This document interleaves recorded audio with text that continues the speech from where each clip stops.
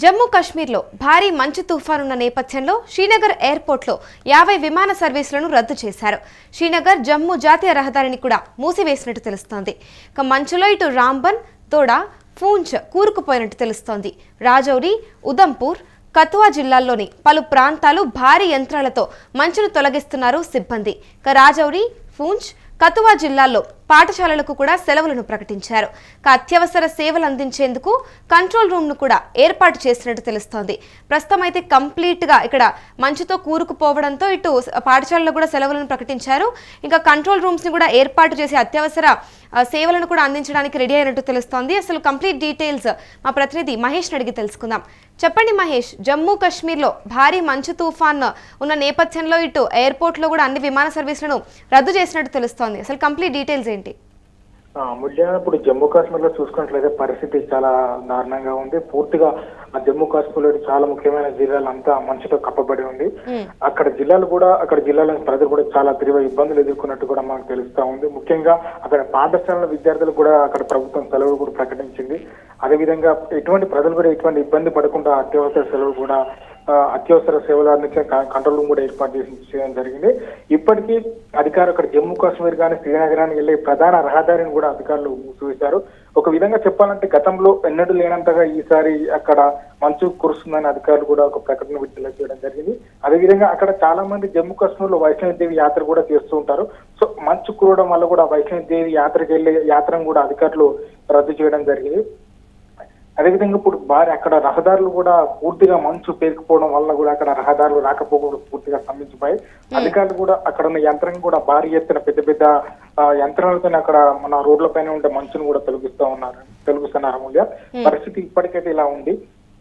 అదేవిధంగా ఒక విధంగా చూసుకున్నట్లయితే జమ్మూ కాశ్మీర్ లోని ఎయిర్పోర్ట్ విమాన సర్వీసు దాదాపుగా 50 విమాన సర్వీసు రద్దయినాయి. అక్కడ జమ్మూ కాశ్మీర్ నుంచి జమ్మూకి ఇక్కడ విమాన సర్వీసు రద్దయ్యాయి. ఒక విధంగా పూర్తిగా అక్కడ జనజీవనం కూడా అక్కడ ఒక రకమైన ఇబ్బందికరమైన పరిస్థితి ఏర్పడినట్టుగా మనకు తెలుస్తా ఉంది. అంటే ఇక్కడ చూసుకుంటే ఎయిర్పోర్ట్ కి సంబంధించి 50 విమాన సర్వీసులు రద్దు చేశారని తెలుస్తోంది.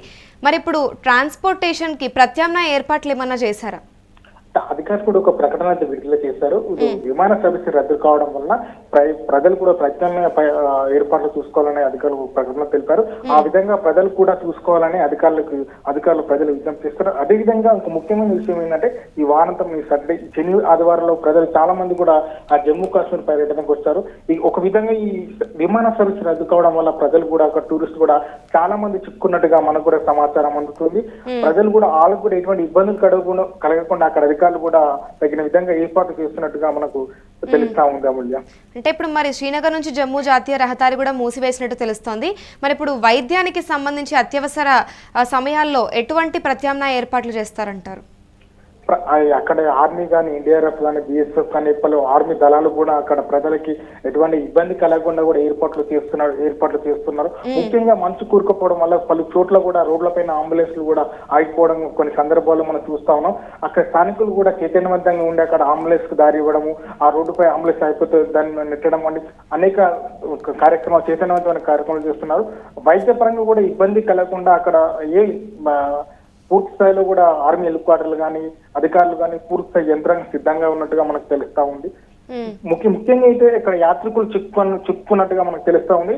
అనేక మంది ఇప్పుడు విమానాల రద్దు కారణంగా కూడా యాత్రికులు చాలా మంది చిక్కున్నారు. సో వాళ్ళని కూడా ఎటువంటి ఇబ్బంది పడకుండా వాళ్ళని స్వస్థాలకు పంపించే విధంగా అధికారులు కూడా ఏర్పాటు చేస్తున్నట్టుగా మనకు తెలుస్తా ఉంది. అమూల్య, అంటే మరి రానున్న రోజుల్లో కూడా మరి ఇప్పుడు ఈ మంచు తుఫాన్ పెరిగే అవకాశాలు కనిపిస్తున్నాయా?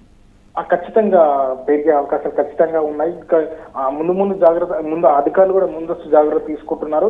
ఎటువంటి కార్యక్రమాలు కూడా నిర్వహించొద్దని, ప్రజలు కూడా అత్యవసరం అయితే బయటికి రావద్దని కూడా అధికారులు తెలియజేస్తున్నారు. ఇప్పుడు గతంలో కూడా ఎన్నడూ లేనంతగా ఈసారి మంచు తుఫాను కురిసినట్టుగా అధికారులు చెప్తున్నారు. ముఖ్యంగా రాబాన్, దోడా, వార్డ్, పూంచ్, రాజౌరి జిల్లాలో అయితే పలు ప్రాంతాలు పూర్తిగా మంచులు కూరుకుపోయినట్టు మనకి సమాచారం అందింది. గతంలో ఎన్నడూ లేనంతగా అసలు జిల్లాలు పూర్తిగా మంచులో కూరుకుపోయి ప్రజలు కూడా చాలా ఇబ్బంది పడుతున్నట్టుగా మనకు తెలుస్తుంది. ఇప్పటికైతే మంచు ఇంకా మరింత పెరిగే అవకాశం ఉంది తప్ప మంచు తగ్గే అవకాశం లేదు అన్నట్టుగా మనకున్న పలు వేదికలు సమాచారం తెలియజేస్తున్నాయి.